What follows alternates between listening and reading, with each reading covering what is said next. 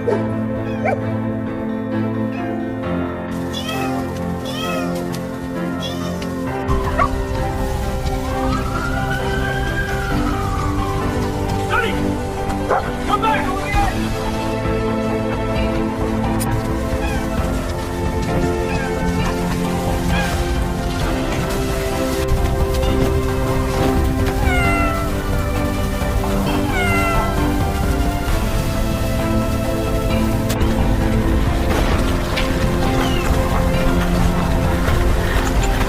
Hey, easy, big guy.